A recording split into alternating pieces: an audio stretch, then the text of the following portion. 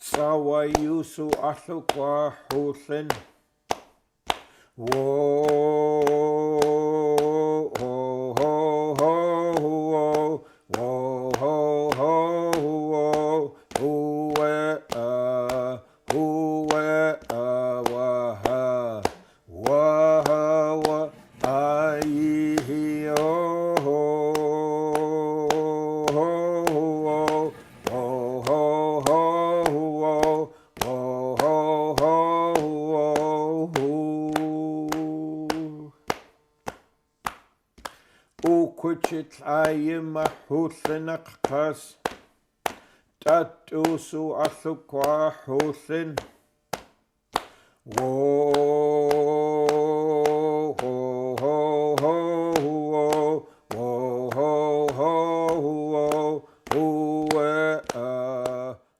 To have a curtain made is the highest honor any person can receive.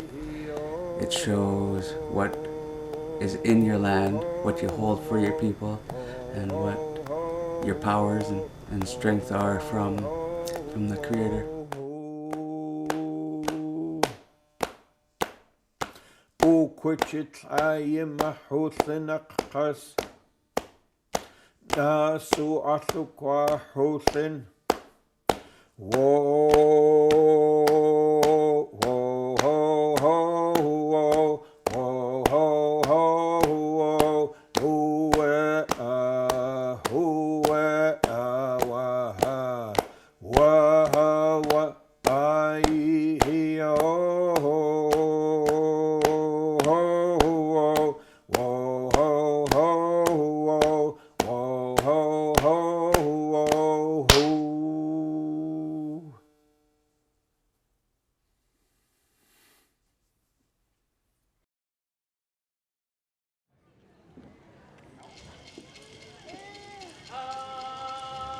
A curtain isn't made just to hang on a wall. It gives us our ancestry, and our family stands in front of it. These are the people that are connected to this curtain. A curtain is power. It is not full power. It shows what a chief holds in his house, in his hauhauti, for his people. Part of owning a curtain is, it's a privilege, and it's something that I'm just really proud of. For me, it's very humbling when you look at the history that goes with the curtain. It's the family. It's not just you as an individual present time right now.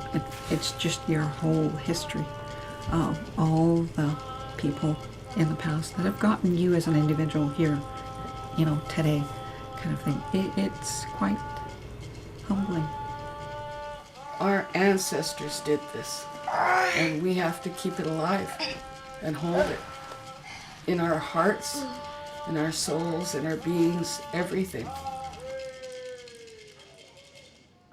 These things, and there are many of them, drums, rattles, bowls, poles, spoons, dance robes, poles, feast dishes, they're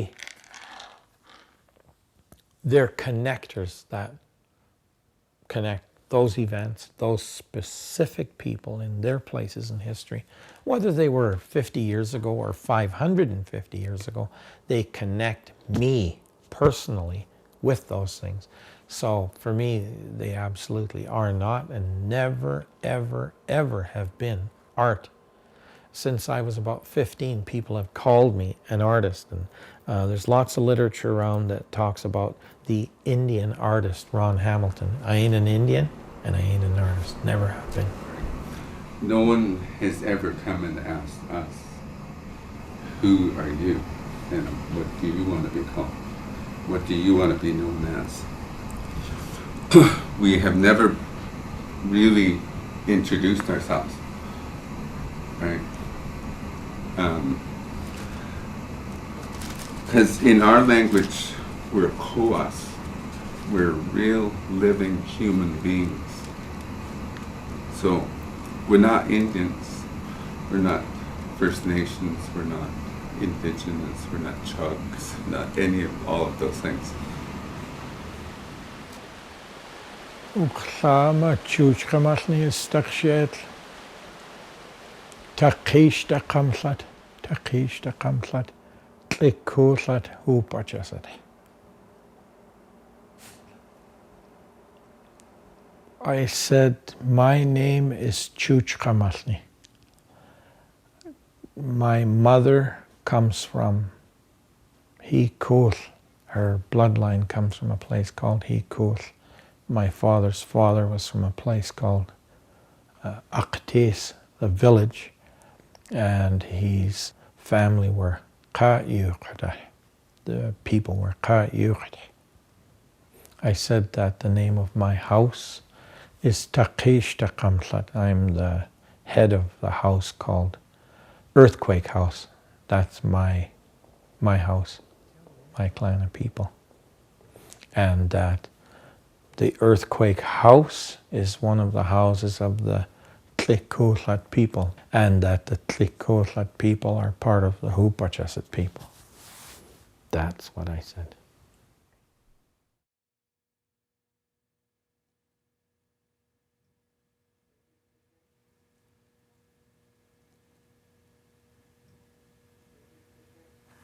My name's Linda Allman, and I'm a seamstress at Winans Furniture and Upholstery, and I've been sewing for many, many years, and I've been working on potlatch curtains for probably over 20 years.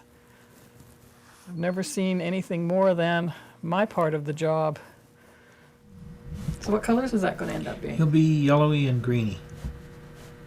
Very bright. And then I'm going to paint all over him, cover him with bushes.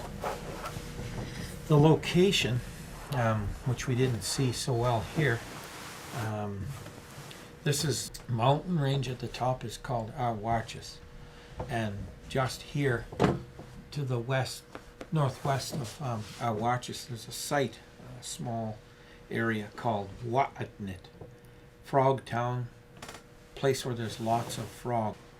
And this big frog that we see here is a small reference to that big site called Nuuchaanulth. That big site, Nuuchaanulth, is a small representation of this larger Nuuchaanulth, this mountain range that's there. So geography, the preoccupation with geography. There's such a sharp distinction between Nuuchaanulth painting and painting from other areas that I think it's just the preoccupation with territory. We talk a lot about Haahrotli. You can't go to a Nuuchaanulth potlatch without hearing people talk about Haahrotli.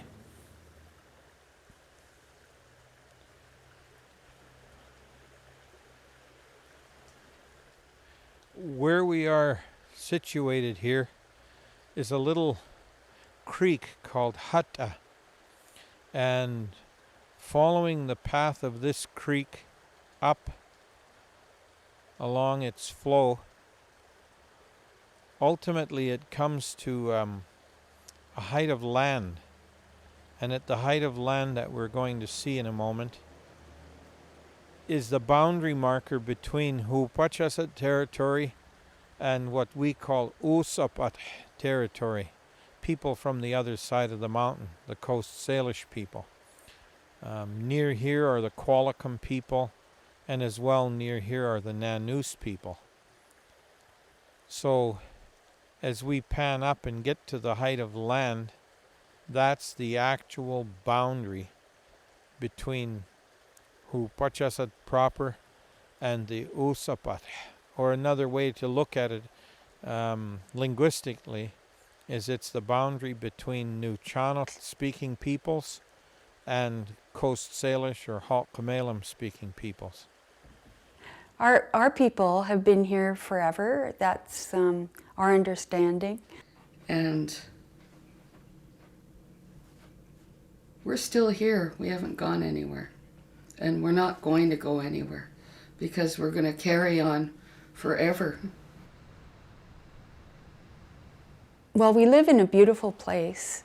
Our rivers are plentiful with fish and different species of fish, and it's a rich valley with lots of animals in it. My name is Nicole. I'm from the Chuuchkamalthnii First Nation in Port Alberni, one of the Nuuchaanulth tribes on Vancouver Island, and we have relatives from other tribes that are all around us.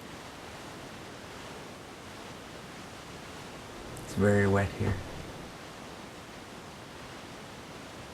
Uklama Tucci. My given name is J. Bennett Ronald Earl Miller. We are on the edge of the Pacific Ocean, as far west as you can drive into a sunset.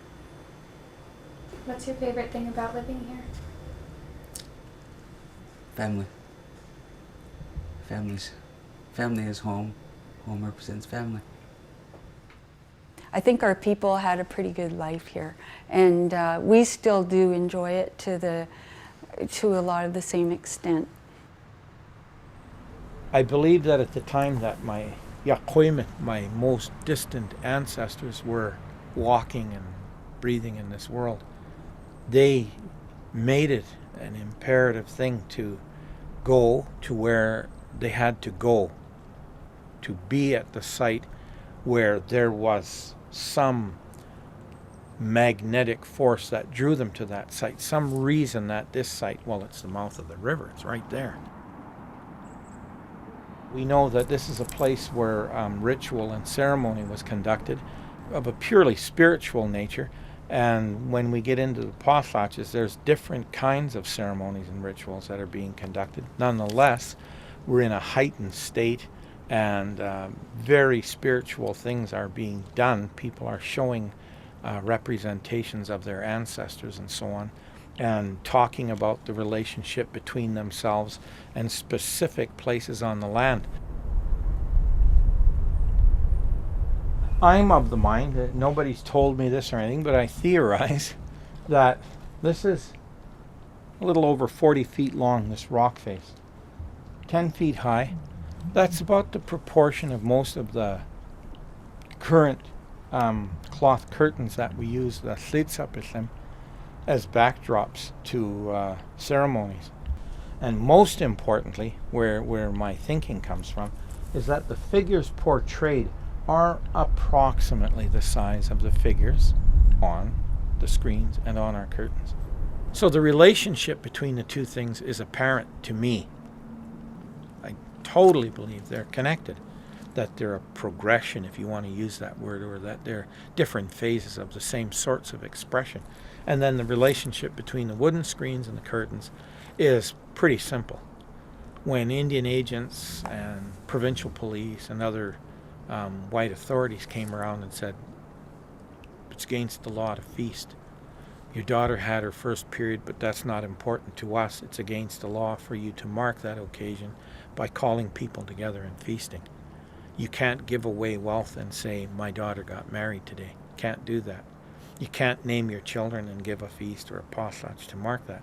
When they restricted all of the great moments in our life from being times to celebrate, then people began to hide and celebrate, began to go where they knew white people wouldn't go and celebrate, which is just such a shameful moment in Canadian history. In our experience, the Indian Act and all the things that Canada did to us, with us, for us, against us, and all of that, was a process of dehumanizing us. Well, when all of that nastiness comes into play, then our people begin to do things like make their paintings, their crest paintings, on cloth that can be folded up and put away because an Indian agent has come into the village. Someone says, there's a boat coming.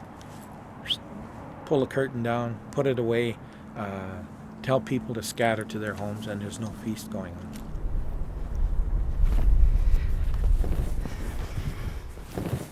Where you are, there's a lady standing scratching her head, and she's dancing, so I've tried to make her look animated. And then behind her is the backdrop of this mountain range right where your hand is. Okay. And that's what we call Ts'awaatskwii.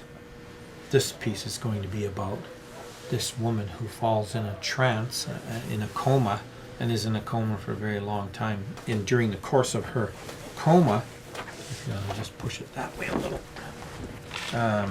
she dances with her hands at the side of her head, scratching her head. She sings and dances for fish that are coming up the river here, and so these different species of fish that are in the river, the dogs, coho, sockeye, spring salmon. The point of that is that that's who she was dancing for. So there's a kind of, I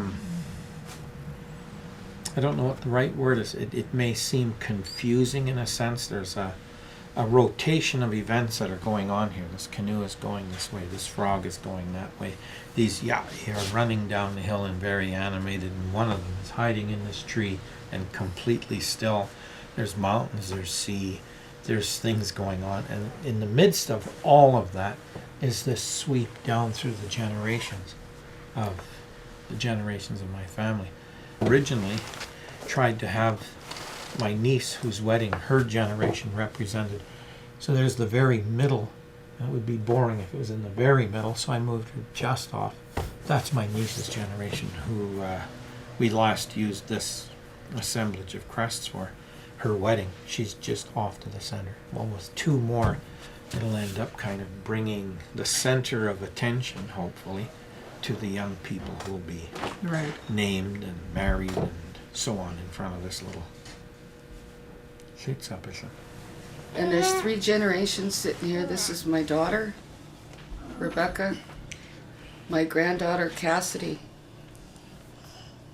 And to know that we're holding something so sacred from my grandparents, that's 4th generation, that curtain has gone through now, is just a great feeling. And I want to share that with the world, with everyone. Mama. Because we're proud. Mama. We're proud of our heritage, our family, our life, Mama. And where we belong.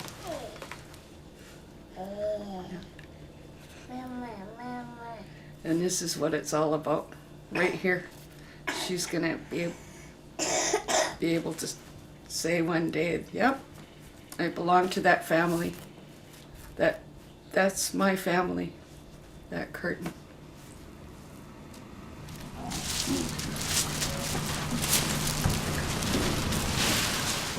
It's called a teaching curtain for our kids and our grandkids, so that they know where they come from. They know that they're here because they belong here. They know that their roots are deep in our territory, in our country. It's meant to capture the wishes of ourselves for our children to be rooted in their past, in their ancestors' teachings, beliefs, values, and that they will grow tall and straight because they're rooted in their culture and their knowledge of themselves. It's who we are. I'm my father, and my grandfather, my great-grandfather. I'm Nuu-chah-nulth, I'm Nuuchaanulth, I'm Histakshitl. All of those people, that's who I am. I'm not 660002591, and I'm not Ron Martin. I don't know what that means. It doesn't mean anything to me. It has no meaning, this Indian name that I have now, Ron Martin. I don't know where it came from, where it originated. So I have no attachment to it. I really don't. But in Canadian law, that's what I'm registered as Ronald George Martin, 660025901. I want to leave the edge and this edge because it was given to me by my cousin after my mother's was stolen, and I just thought, well, just leave the material completely unaltered. And what my thinking is, Linda, is that we sew somehow a sleeve which would attach from behind, and my guess is maybe a 6-inch strip or something, double it, and then double it again, and sew it to the back, and leave it so that we can pass a rod through it and just 2 people can hold it up, because it's so small.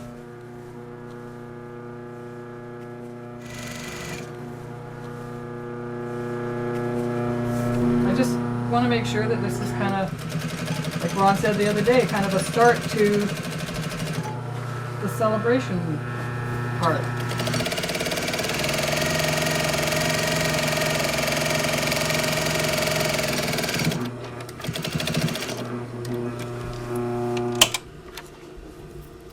There you go. Oh, I made this with some old jeans and some cloth cut up. Joe, the yaks uklawe wim ta'ek Histakshitl yokta. Niasim, I'm her daughter. The curtain, we had it forever. I got it from my dad when he seeded me. My dad gave me his chieftainship. And you were 8 years old? Mm-hmm. So then you had a new curtain made for you. Ron made another one. Why? Because the other one was old. Falling apart, eh? Did you see the curtain? Yes, I've seen it. Nice, eh? Yeah. I think it's the nicest one that all the curtains I've seen so far. It really stands out, eh? It's so perfect to me. Really big wings. Yeah, great big wings. It's got a lot of strength in it, and you can kind of feel the power from that curtain. Yeah. And it's a really good feeling to see it. And what was it like to know that that was the moment where the new curtain would be brought out for the first time for your coming of age ceremony? What was that? What was that like? I was only 12 when this all happened, so really I didn't have a big understanding of things. And sometimes when that happens, you just don't realize at that moment that it's a big thing. Can you get it without glare? This is Christina Cox. We wimp to Eich. One of the functions of these screens, a key function of the screen curtain that we've been talking about, a particular class of them are what are called Ts'awaatskwii. Ts'awaatskwii is the name of a ceremony, a kind of potlatch that we hold when a young girl comes of age as a woman, has her first period. My name, I have more than one name.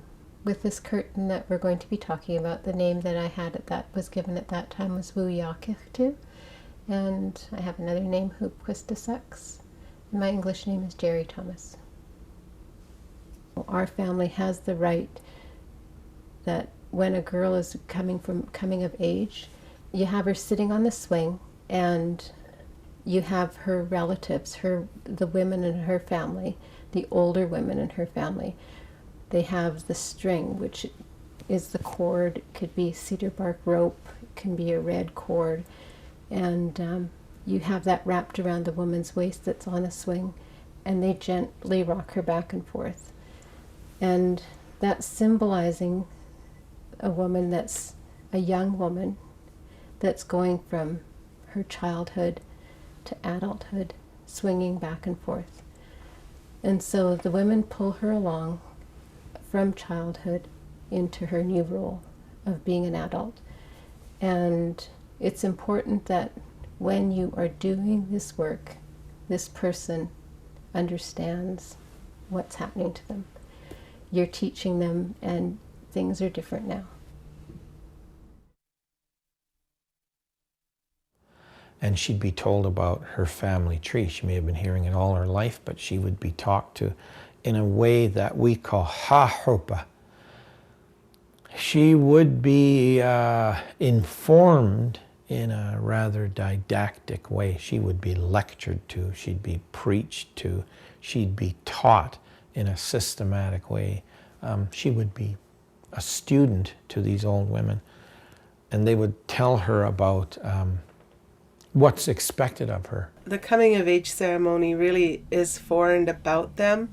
It tells everybody who's there as a witness how much these girls mean to the family, how valuable they are, and to really respect themselves and the choices that they make and the people they choose to date or to have relationships with, that they need to be treated really special and remember that this ceremony was telling them how special they are and how important they are and how valuable they are, more valuable than jewels or money. And that's what this whole ceremony is about.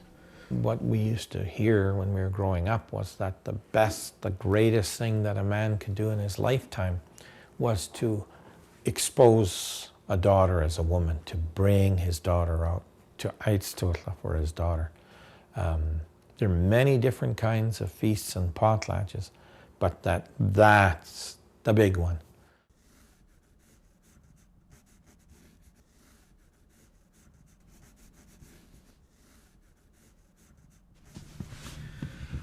One, two, three, four, five, six, seven, 8 generations of women.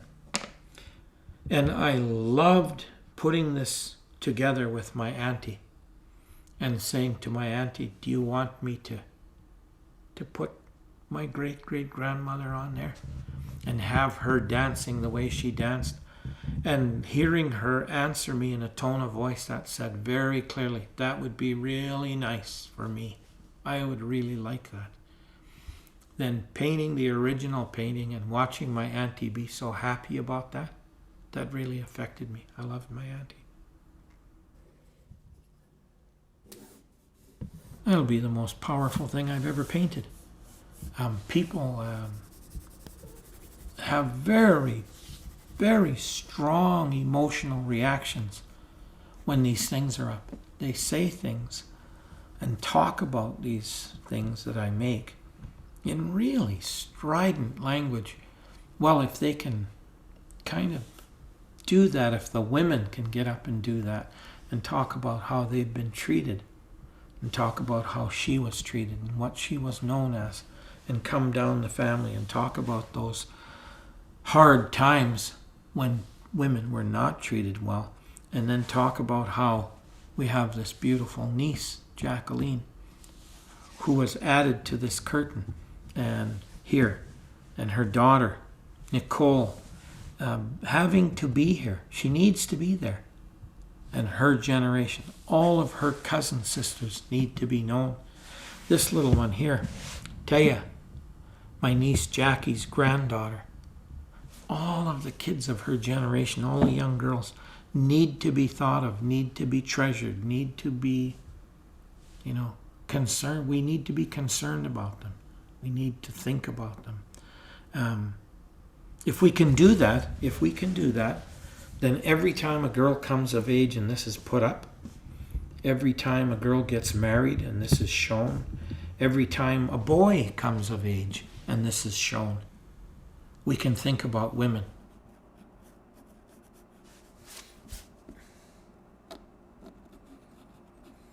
One of the functions of a potlatch or doing something big in your family like that is it helps younger people and maybe older people too with their identity, their sense of self-esteem, their sense of belonging to a family, to a community. So it's really the flip side to when people think so little of our people, when we're treated a different way, and that's not so nice, you know. There's still a lot of racism out there, and people can be made to feel ashamed of who they are, but you can just see how people can soar and just, you know, how special they are, and nothing can be taken away from them because they can do that. The curtain came about when my son was getting a name when he was 12.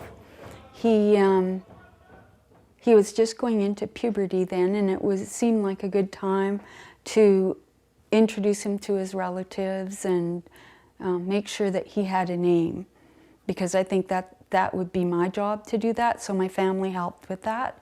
And one of the things that we talked about in preparing for the potlatch was that people had curtains. The curtains were the backdrop to the whole event and what they did and what they meant. And I was kind of surprised that I could even have one. And I remember this distinctly. Eyes got big and you said, "Can I have one?" And I said, "Yeah, you're who you are, of course you can." And so he instructed me in terms of what kind of fabric to get, how it should look, how it's sewn up, the grommets, so it could hang properly. And then we made plans for what goes on it. And these things take a lot of time. So over time, he's painting, you know, something that's 9 feet high and 30 feet wide. So it's a huge mural, and it takes a lot of paint. It takes a lot of effort, and through many long nights, the curtain comes to be. We are on a larger piece of our territory called Asmanahey. The building is the community hall of the Huuch'luhsat First Nation. And do you usually paint here? I have done perhaps 5 curtains out of 50 here. I paint Thliitsapilthim wherever I have to. So I've painted them in people's homes, in their living rooms. I've painted them in people's basements. I've painted them out of doors, on mountainsides where nobody can watch. I've painted them on trolling boats. And I've painted, I think, 5 here. And I really like working here. It's spacious, it's clean. I'm at home. I grew up on this territory here. Kind of hold this. You got a grip? Okay, we're going to do that. And then when it's a little bit taut, put that bowl right on the seam there. Okay? That's good. Then I'm going to paint the sky.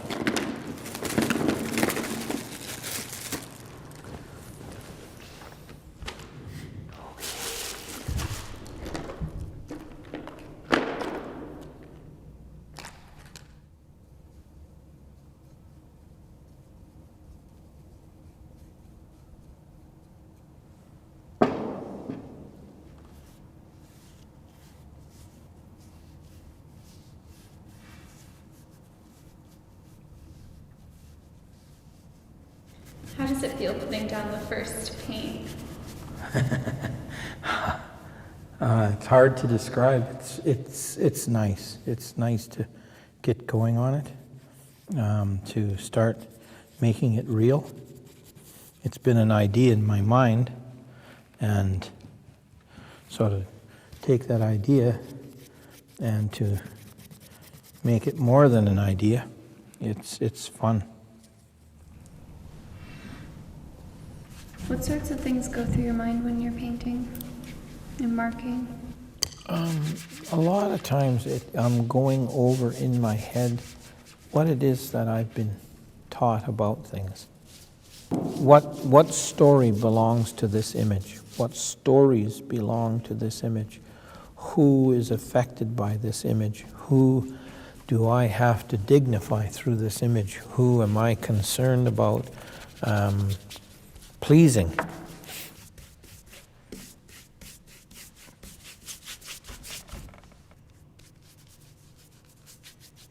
My name is Jack Cook. My name from Hawaiian is Hayuchistutl, which is from my grandmother, Mary Moses.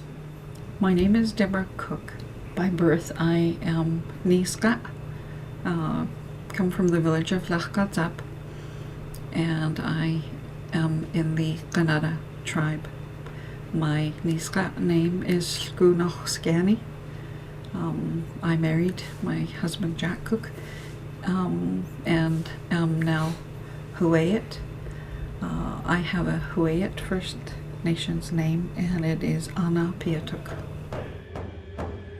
Sort of like a curtain in a theater, where behind the curtain the performers are preparing for their performance. And in front of the curtain, they're performing for the guests, the host. The difference between a theater curtain and the First Nations curtain is the theater curtain has nothing on it. First Nations curtain has history on it, the family, territory, etc. There is a lot of activity that goes on that you're explaining of in front of the curtain, but there is also a lot of activity that goes on behind the curtain as well, that is just as important as for what happens in front.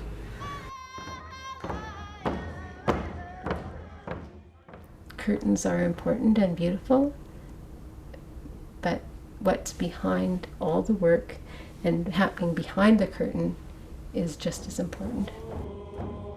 When you see someone dance from behind a Thliitsapilthim and a headdress is in motion, that's one thing, but that doesn't just happen. Somebody is dressing that person, most likely a woman. That woman is putting on from behind the dancer a headdress that he doesn't see in front of him, but comes from behind him and is placed on his head. He's rigged into that thing so he becomes one with it. The straps and ties and braces that can connect him with that headdress, mask, whatever he's dancing with, are concealed by a dance robe, hotlin. And so the headdress, the robe, and the human being in it come out, and they turn right at the edge of the Thliitsapilthim, and they go from this getting ready place to this place where real things happen. So Thliitsapilthim are places of transition in that case, where one world turns into another world for a brief moment, and at the end of the song, that cheha disappears and goes back.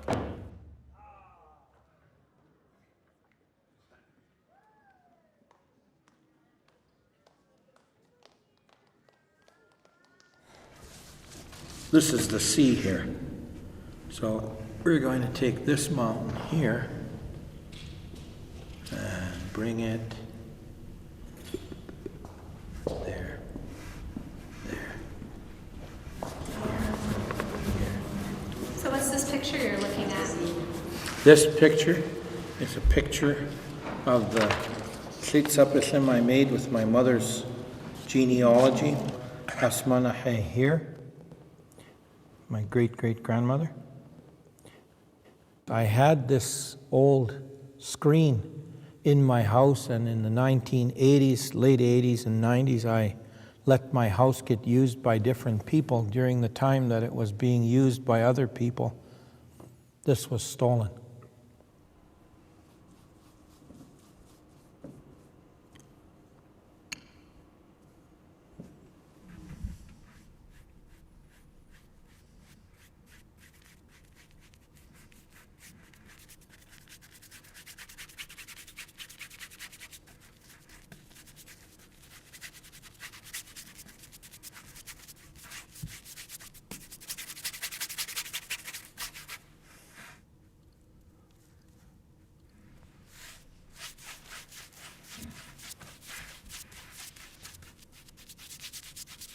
Histakshitl. My English name is Charlie Elwood Thompson. My name is Derek Thompson. I'm the eldest son of my dad, Bukwila. My ancestral name is Ts'awaatskwii. My first memory of that curtain isn't a negative kind of a way, because around 1972, 73, I was working for my people. My dad was elected chief, and he was elected chief seemed like forever. And one day I went to the house, his house, my mom's house. He was talking to this bubslod, we call him, a white man. And they were talking business about, they were negotiating a price for a curtain. And I had no idea about that curtain at all. And anyways, he sold the curtain, the original curtain that belonged to him, my grandfather, my great-grandfather. That's the first time I ever, well, it's not the first time I ever seen that curtain. I seen that old curtain once before when they had an opening of a little hall at home, and it kind of, it was so long it kind of dwarfed that little hall. And that's the first time I ever saw it. But I had no clue about who it belonged to, what it meant, right? All I saw was this thing hanging in the background. And now I know that because my dad was the elected leader of the community, that curtain was put up because of that. And celebrating the opening of that hall, they danced, they sang, and I took no part in that stuff because that was I got out of residential school in 1965. I think this opening was 1966, and by 1966 I was totally assimilated into not believing in that stuff. I wanted nothing to do with it. So I think people go through those kinds of experience, such as residential school, and sort of fight through personal issues that anchor them to their past somehow, and it really fixes people in a place in regards to not only their perspectives but their beliefs about who they are and where they come from. It shifts it somehow, and it mutates it, and sometimes those behaviors and actions, and certainly the expression and tone of those behaviors, are at times unhealthy, hurtful, dysfunctional. So I've always been really aware of not only how do I better myself as a human being, as a father, but as I move into this role as a chief, assume my dad's role. It becomes a whole other thing for me. It becomes a whole other part of who I am. So I've been really trying to find ways to not only figure out how my role can help my family, but how collectively we can start to be resilient in the use of that curtain, in the display of it, and when we stand in front of it, we can find ways of knowing how we should behave, or how potentially we can behave in a way that's meaningful and healthy.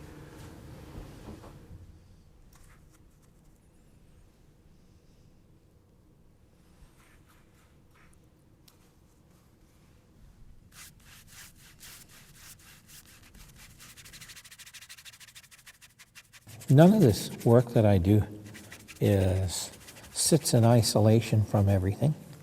It's all got a historical context. It all has a background. There's history. There's some sort of history behind all of this. And the more we consider other people in our histories, the more we include them in the process. I think that the more, for lack of better words, the more healing our community does, the more we come to a healthier place and are able to see each other for who we are.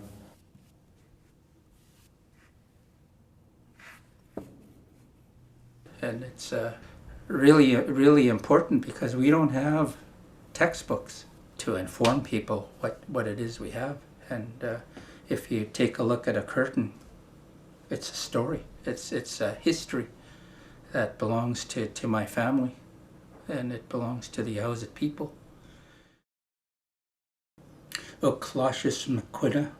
Histakshitl, Owsett. My name is McQuina, and I come from Owsett. My late father, Earl McQuina, he was needing a curtain to be done, and my older brother Corbett spoke with John Jacobson to iron out what should go on that curtain, what needs to go on that curtain, and they knew what needed to go on it, but they needed an artist to do the rendering of it, to put it on the curtain. So they, my dad and Corbett, I guess, got in touch with Ron Hamilton, who we now know as Chuuchkamalthnii. He's just gotten a name. And Ron did this curtain for my dad, my late dad, 20 some odd years, I think it's 25 years back when it was originally made. And it was passed to me. It wasn't a very large curtain. We added to it. The curtain was 20 feet, and we added 20 feet on each side. So I got in touch with my good friend Ron, and I said, Ron, we need to start working on this curtain. I want to make it bigger. I want to add things that I think that need to be added to it. And he came over and spent, I don't know, 2 to 3 weeks. I think we worked on it straight. We didn't stop. We sat down, my brother Corby. We really talked about what needed to go on a curtain. Some of the elders that I had spoken to earlier, talking about things that should go on there, to make sure that we're informing everybody that this what's on our curtain is our history, is our link to way back 17 generations of my family and what it looked after in the house. And there's still lots to go on it. I'm going to leave that for my son to do, to finish when it's his time. Yep.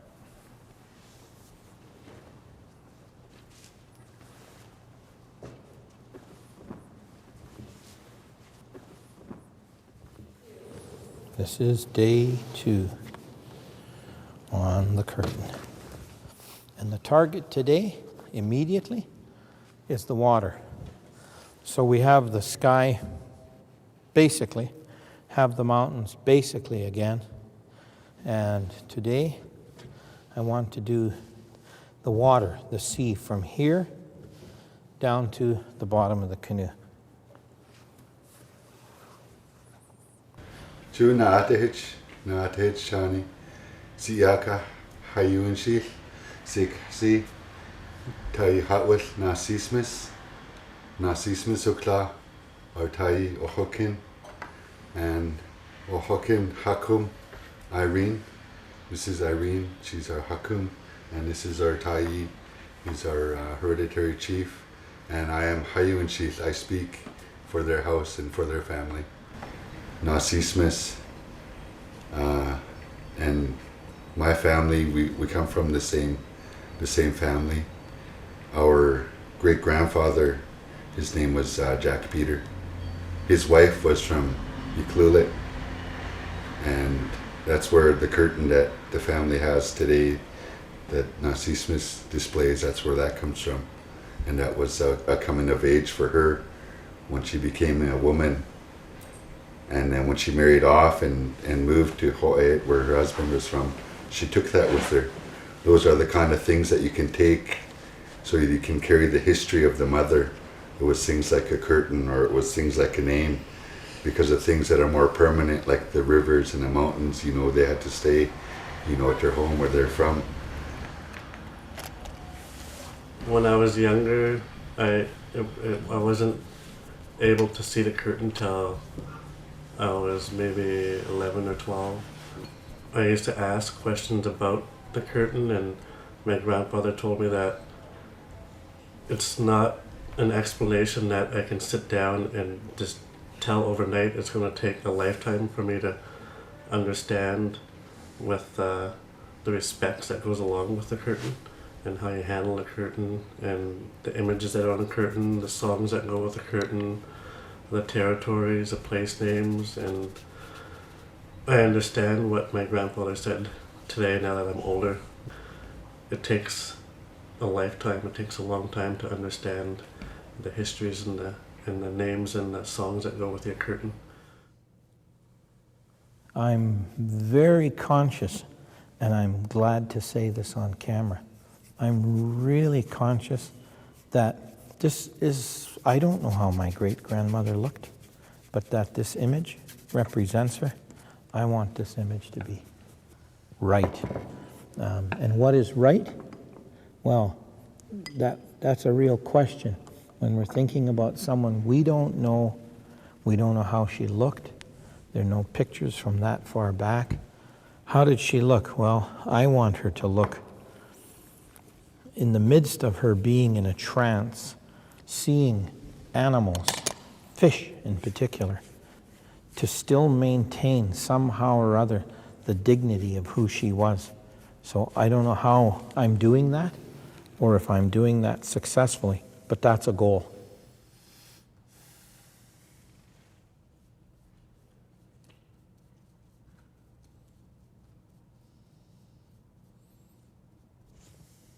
The importance of the curtains is it shows your ties to your family and where your family is from.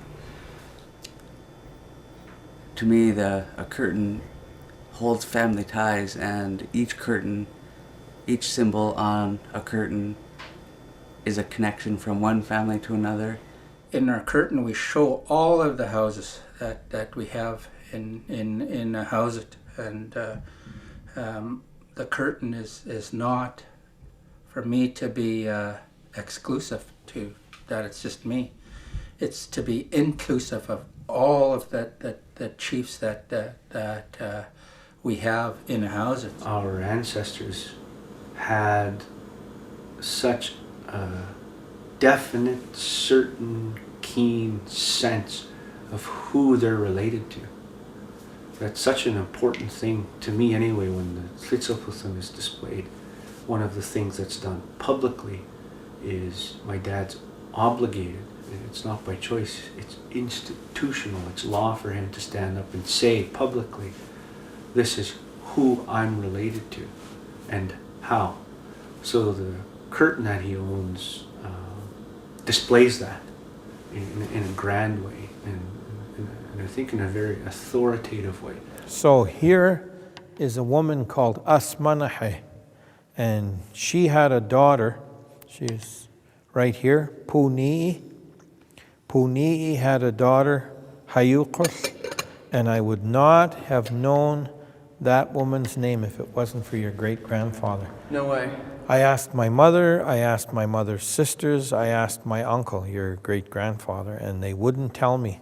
And one time I made a recording for your great-grandfather. He said, I love the way you sing my grandmother's song, this woman's song. So when I recorded that for him, he said, if I can ever do you a favor, you let me know, I'll return it. So I said, I want to know your mother's big name, because everybody just called her Omis. And he told me her name. Asmanahey Punii Hayuqus. My grandmother's name. Her big name? Yeah. This is your grandfather's generation, Chamat. Your great-grandfather, your grandfather, Sherman, Chamat. Your mom's generation, your generation, and then Tyson. Your children. Yes. So that's who's there. Wow. And this, of course, is the canal, and you know about fishing. So there's spring salmon, dog salmon, coho.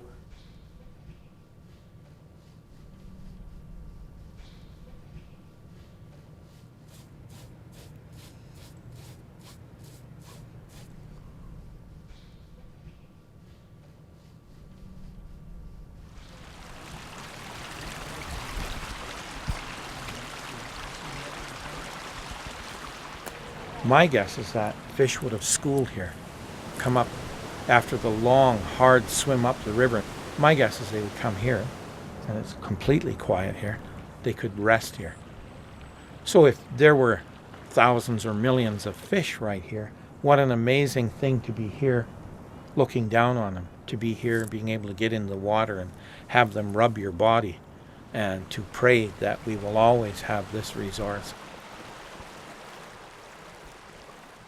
We call our most ancient ancestors in our language Yaqoimit, and we talk about a time called Iqmut. Iqmut means, Iqmut is the time before time. So that's clearly prehistoric. So that's the people who did this. Yaqoimit. We don't know their name. We can't name.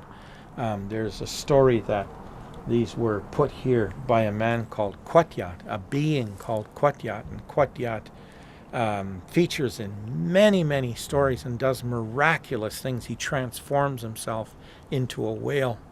He becomes a rock. He does many miraculous things. He can run faster than any man. He's more intelligent than all people around him. He can do anything. He's Superman.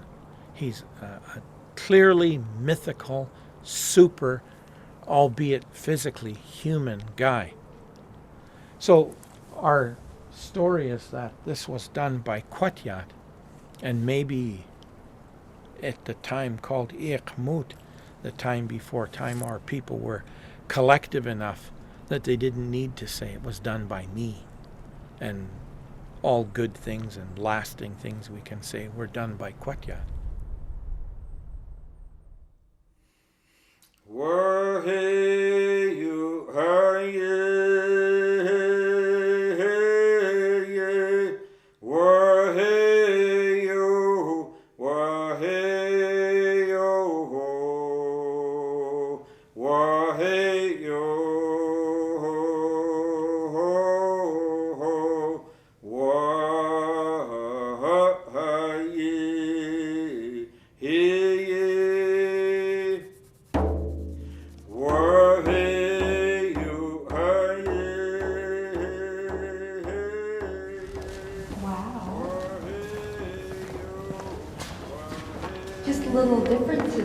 Yeah, purposely have done that. You know that picture of Puni with that hat she's sitting with?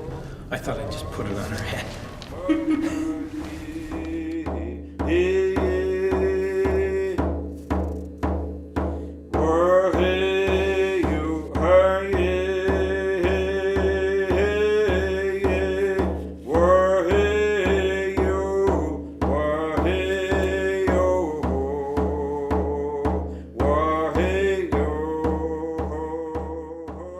The first time I seen my curtain, it was awe-inspiring. Like the first time you see a sunset, the first time you smell a rose, it's breathtaking.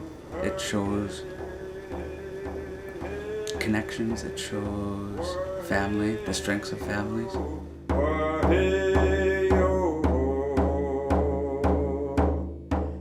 I think it's important for us to pass our history on, to pass our connection with geography, our lakes, our rivers, to pass on our names.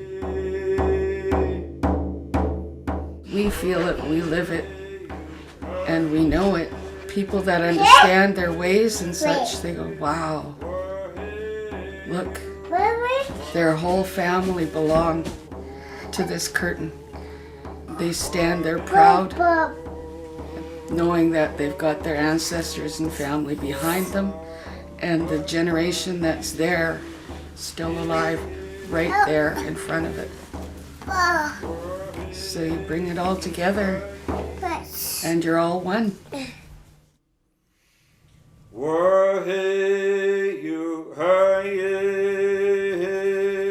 I learned that that is my history that's up there, that when we're doing our business and there's a curtain hanging, then people can wonder, well, why has she got sea otters on there? Or why are those little fish in a falls in the corner? Or, you know, what about that thunderbird that looks like it's shrieking?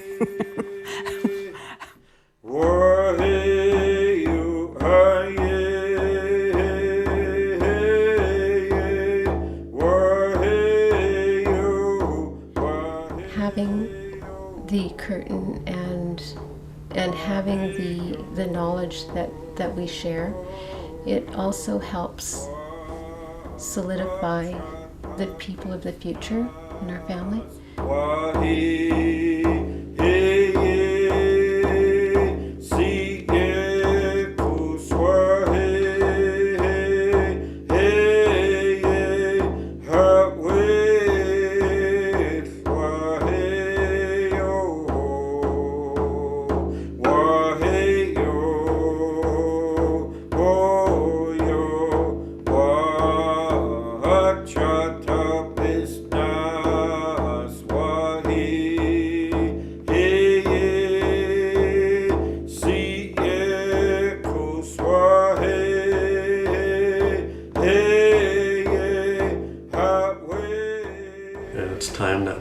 Whenever chance we get, hold our curtains up, talk about them, so the younger people understand, and so they won't get to a space where I was at one point, where I was kind of lost with respect to and confused with culture and kind of being ashamed of being Indian too, but recognizing that it's nothing to do with myself, or it's nothing to do with my uncle or my auntie. It's practices that were used upon them that turned them into who they are today. And I understand that there's lots of people who don't understand, what I understand, and so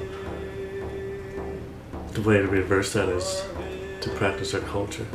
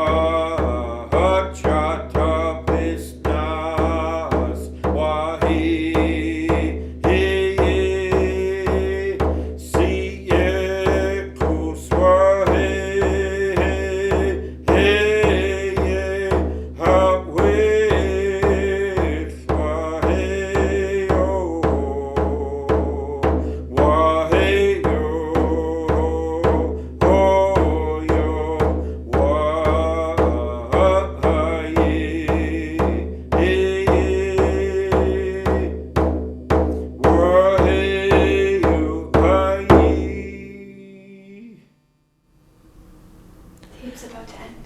Oh.